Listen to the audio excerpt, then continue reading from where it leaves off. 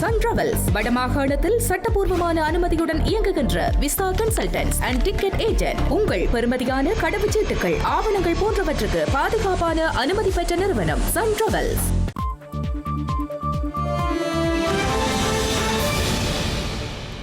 வணக்கம். இது ஐபிசி தமிழின் இரவு நேர பிரதான செய்திகள். முதலில் தலைப்புச் செய்திகள்.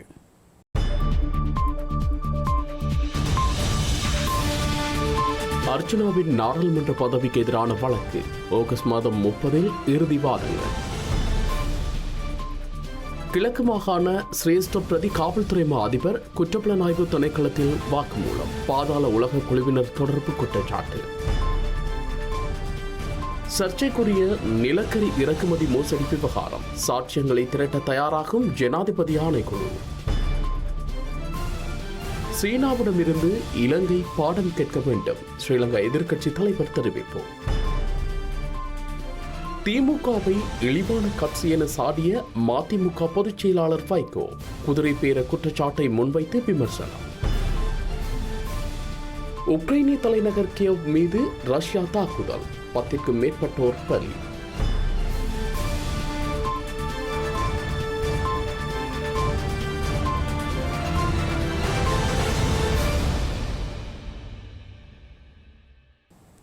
இனி விரிவான செய்திகள்.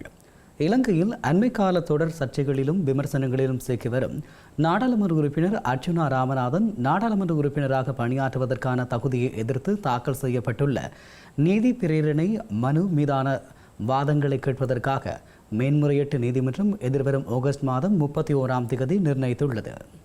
இந்த வழக்கு இன்று மேல்முறையீட்டு நீதிமன்றத்தின் முன் விசாரணைக்கு வந்தது. ஆனால் அமர்வு முறையாக அமைக்கப்படாததால் ஒத்திவைக்கப்பட்டது.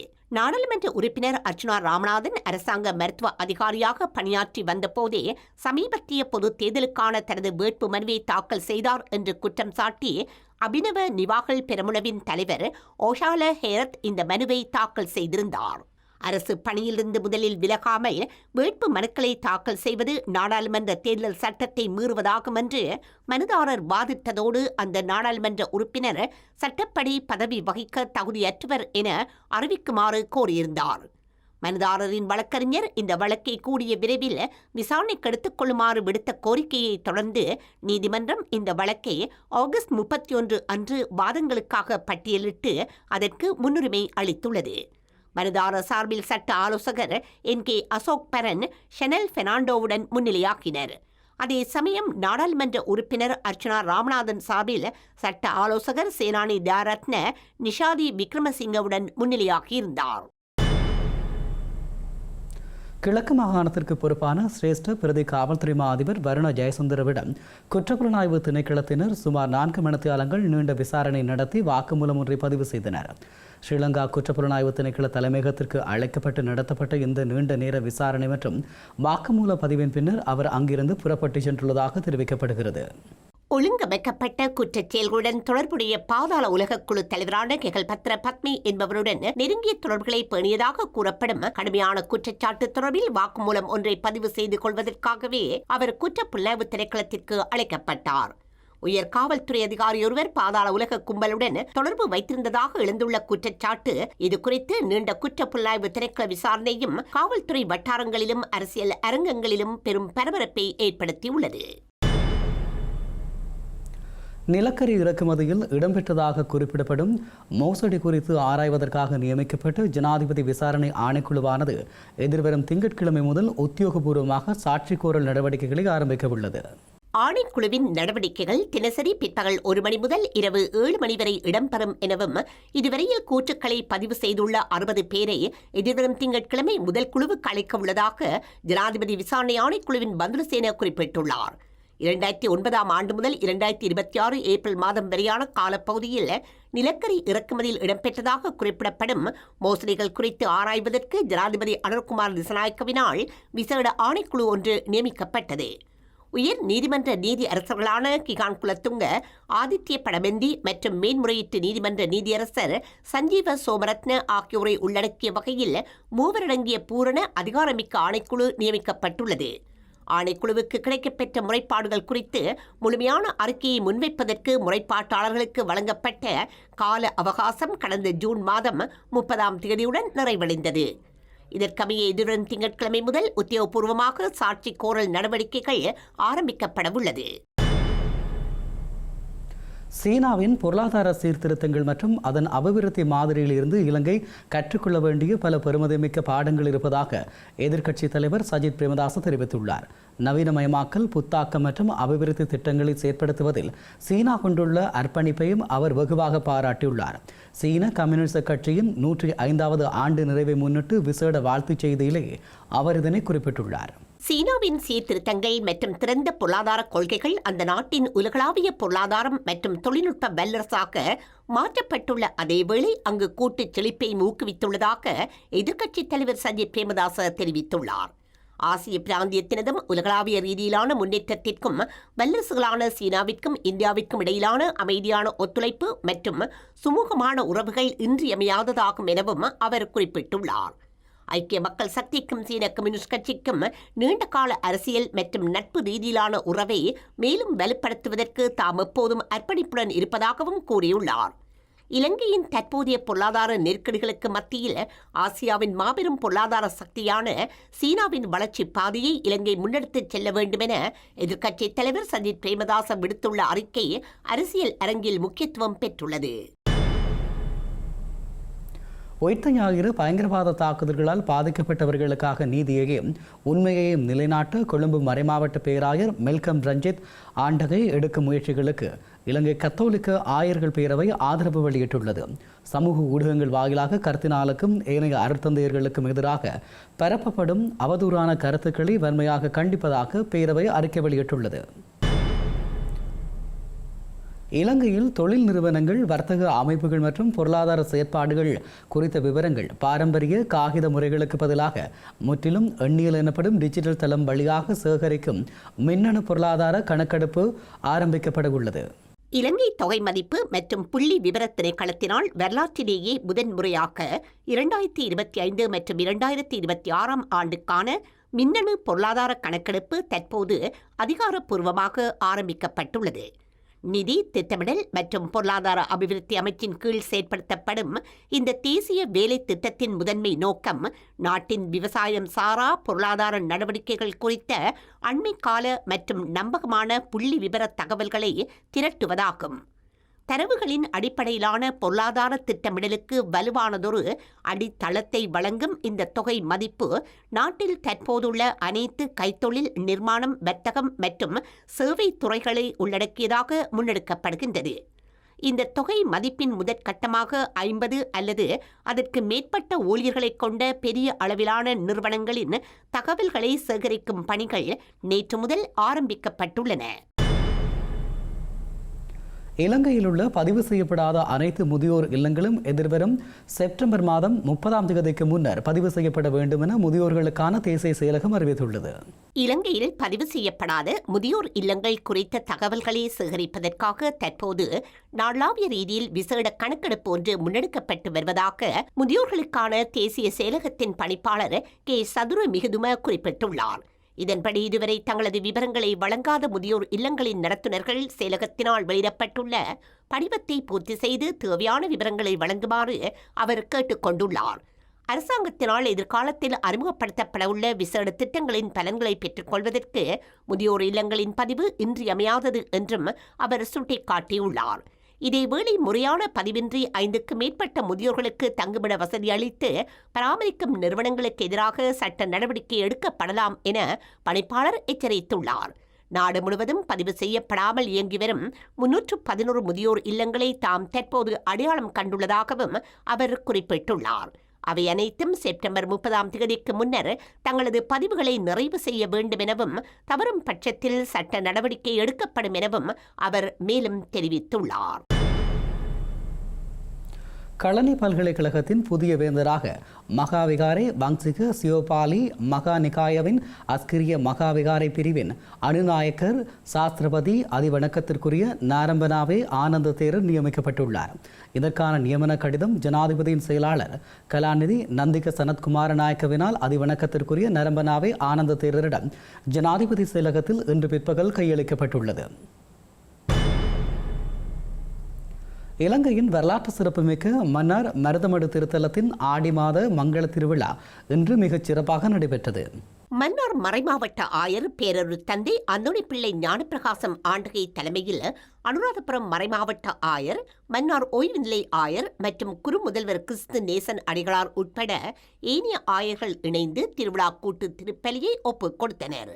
நாட்டின் பல பாகங்களில் இருந்தும் இனம் மதம் பேதங்களை கடந்து வருகை தந்த லட்சக்கணக்கான பக்தர்கள் இந்த ஆடி மாத திருவிழாவில் கலந்து கொண்டு அன்னையின் அருளை பெற்றனர். இவர்களுடன் அருட்தந்தையர்கள், அருட்சகோதரிகள், திணைக்களத் தலைவர்கள் மற்றும் அரசியல் பிரதிநிதிகள் என பலரும் இந்த வழிபாடுகளில் பங்கெடுத்தனர். திருவிழா திருப்பலியை தொடர்ந்து மடு அன்னையின் மகிமை பொருந்திய திருச்சரூப பவனி இடம்பெற்றது. பவனியின் இறுதியில் கூடியிருந்த பல்லாயிரக்கணக்கான பக்தர்களுக்கு திருச்சரூப விசேட ஆசி வழங்கப்பட்டது. மடு அன்னையின் ஆடி திருவிழாவிற்கான கொடியேற்றம் கடந்த ஜூன் மாதம் 23 செவ்வாய்க்கிழமை மாலை திருத்தல பரிபாலகர் தலைமையில் நடைபெற்றது. அதனைத் தொடர்ந்து கடந்த 9 நாட்களாக தமிழ் மற்றும் சிங்கள மொழிகளில் நவநாள் வழிபாடுகளும் திருச்செப மாலைகளும் இடம்பெற்ற நிலையில் இன்று காலை பிரதான திருவிழா திருப்பலியுடன் நிறைவு பெற்றுள்ளது. வரலாற்று சிறப்புமிக்க ஆலயங்களில் ஒன்றாக திகழும் மட்டக்களப்பு வந்தாரமுலை ஸ்ரீ நீர்முக பிள்ளையார் ஆலயத்திற்கு ராஜகோபுரம் அமைப்பதற்கான அடிக்கல் நாட்டப்பட்டுள்ளது.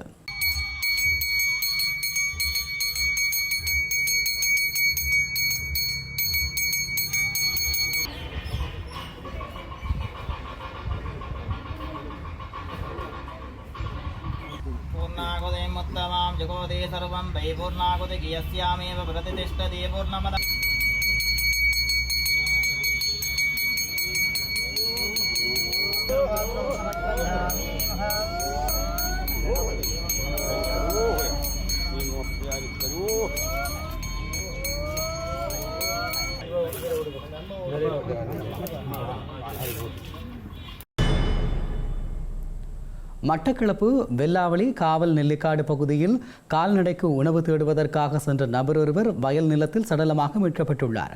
உயிரிழந்தவரின் குடும்பம் மிகவும் வறிய பொருளாதார நிலையில் இருப்பதாக தெரிவிக்கப்பட்டுள்ள நிலையில் இறுதிக்கிரியைகளுக்கான போக்குவரத்து வசதிக்காக போரதீவு பற்று பிரதேச சபையின் தவிசாளர் வி மதிமேனனின் விசேட அனுமதியுடன் பிரதேச சபையின் வாகன உதவி வழங்கப்பட்டுள்ளது. மட்டக்களப்பு வெல்லாவளி காவல் பிரிவிற்குட்பட்ட 37ஆம் கிராமம் கூளாவடி நெல்லிக்காடு பகுதியில் நபர் ஒருவர் வயல் நிலத்தில் சடலமாக மீட்கப்பட்டுள்ளார். 58 வயதுடைய 3 பிள்ளைகளின் தந்தையான கந்தையா நந்தகுமார் என்பவரை இவ்வாறு சடலமாக மீட்கப்பட்டுள்ளார். நேற்று மாலை தனது மாட்டிற்கு புல் வெட்டுவதற்காக வீட்டிலிருந்து சென்ற அவர் இரவு நேரமாகியும் வீடு திரும்பாததால் உறவினர்கள் தேடுதல் நடவடிக்கையில் ஈடுபட்டனர். இதன்போது இரவு 7 மணியளவில் வயல் காணிக்குள் அவர் உயிரிழந்த நிலையில் கிடந்ததை கண்டறிந்தனர். உயிரிழந்தவர் ஏற்கனவே உடல்நலக் குறைபாட்டால் மருத்துவ பரிசோதனைகளை மேற்கொண்டு வந்ததாகவும் உறவினர்கள் தெரிவித்துள்ளனர். குறித்த சம்பவம் தொடர்பில் தகவல் அறிந்த வெல்லாவளி காவல்துறையினர் சம்பவ இடத்திற்கு விரைந்து முதற்கட்ட விசாரணைகளை மேற்கொண்டனர். இதனையடுத்து இன்று காலை களுவாஞ்சிக்குடி நீதிமன்றத்தின் உத்தரவின் பேரில் திடீர் மரண விசாரணை அதிகாரி VR மகேந்திரன் சம்பவ இடத்திற்கு சென்று சடலத்தை பார்வையிட்டு விசாரணை நடத்தினார். விசாரணைகளின் பின்னர் சந்தேகத்திற்கிடமான காரணங்கள் எதுவும் இல்லை என தெரிவிக்கப்பட்டதை தொடர்ந்து சடலம் உறவினர்களிடம் ஒப்படைக்கப்பட்டது. உயிரிழந்தவரின் குடும்பம் மிகவும் வறிய பொருளாதார நிலையில் இருப்பதாக தெரிவிக்கப்பட்டுள்ள நிலையில் இறுதிக் கிரியைகளுக்கான போக்குவரத்து வசதிக்காக போரதீவு பெற்று பிரதேச சபையின் தவிசாளர் வி மதிமேனனின் விசேட அனுமதியுடன் பிரதேச சபையின் வாகன உதவி வழங்கப்பட்டுள்ளது. நுகர்வோர் பாதுகாப்பு சட்டங்களை மீறியதாக வியாபாரி ஒருவர் குற்றத்தை ஒப்புக்கொண்ட நிலையில் 25 லட்சம் ரூபாய்க்கும் அதிகமான பெறுமதியுடைய சமையல் மஞ்சளை அளிக்குமாறு கொழும்பு நீதிமன்றம் உத்தரவிட்டுள்ளது. கொழும்பு 12 பழைய மூர் தெருவில் உள்ள வர்த்தக நிலையம் ஒன்றில் புலனாய்வாளர்கள் நடத்திய சிறப்பு சோதனையின் போது தலா 25 கிலோ எடை கொண்ட 40 மூடை மஞ்சள் பறிமுதல் செய்யப்பட்டுள்ளது. குறித்த மஞ்சள் 2.5 மில்லியனுக்கும் அதிக பெறுமதி உடையது என தெரிவிக்கப்பட்டுள்ளது. இறக்குமதியாளர் விவரங்கள், செல்லுபடியாகும் விநியோகஸ்தர் விலைப்பட்டியல்கள் மற்றும் கொள்முதல் சீட்டு இல்லாமல் விற்பனைக்கு வழங்கப்பட்டுள்ளமை உறுதி செய்யப்பட்டுள்ளது. குறித்த வியாபாரி தனது குற்றத்தை ஒப்புக்கொண்டதை தொடர்ந்து நீதிமன்றம் அபராதம் விதித்ததுடன் கையிருப்பு முழுவதையும் அளிக்கவும் உத்தரவிட்டது. குதிரை பேரம் என்கின்ற இழிவான வேலையை தொடங்கியது திமுக என மதிமுக பொதுச் செயலாளர் வைகோ குற்றம் சாட்டியுள்ளார். 5 ஆண்டுகளுக்கு விஜய் ஆட்சியை நடக்கும் எனவும் அவர் குறிப்பிட்டுள்ளார். குதிரை பேரம் என்ற இழிவான வேலையை தொடங்கியது திமுக தான் எனவும் மதிமுக சார்பில் கம்பம் தொகுதியில் வென்ற ராமகிருஷ்ணனை பதவி விலக வைத்து இடைத்தேர்தலில் திமுக சார்பில் போட்டியிட வைத்தீர்களே, அது என்ன பெருச்சாளி பேரமா என அவர் கேள்வி எழுப்பியுள்ளார். இந்த மாதிரி வேலையை செய்ததே திமுக தான் எனவும் அவர் குறிப்பிட்டுள்ளார்.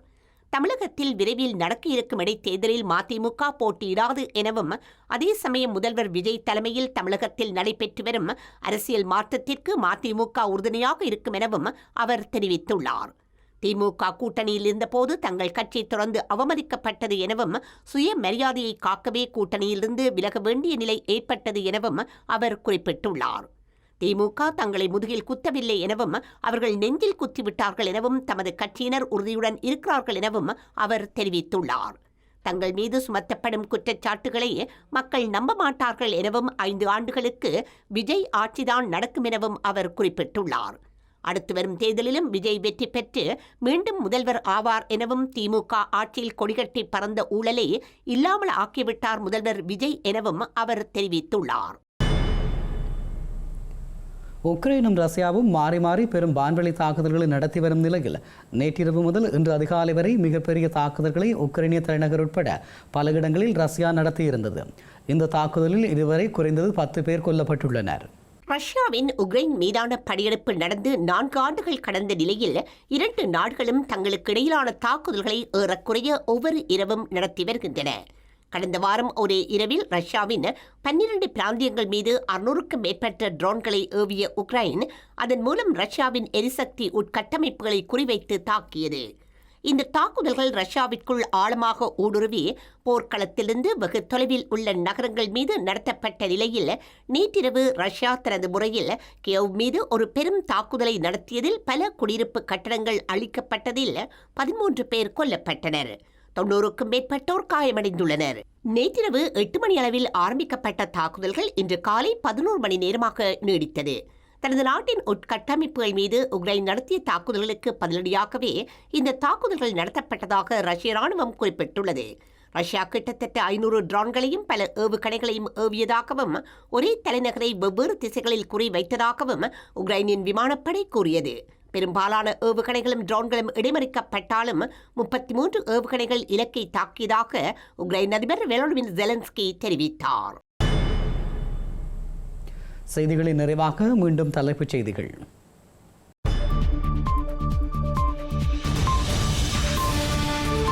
அர்ச்சனாவின் நாடாளுமன்ற பதவிக்கு எதிரான வழக்கு ஆகஸ்ட் மாதம் 30 இறுதி வாதங்கள். கிழக்கு மாகாண சிரேஷ்ட பிரதி காவல்துறை அதிபர் குற்றப்புலனாய்வு திணைக்களத்தில் வாக்குமூலம். பாதாள உலக குழுவினர் தொடர்பு குற்றச்சாட்டு.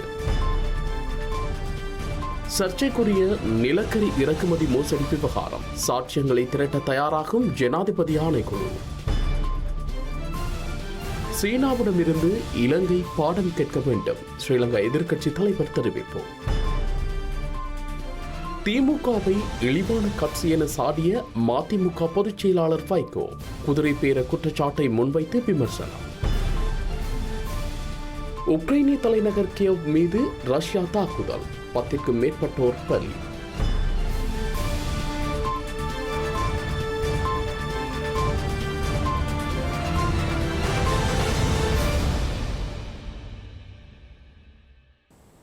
இத்துடன் ஐபிசி தமிழின் இரவு நேர பிரதான செய்திகள் நிறைவு பெற்றன.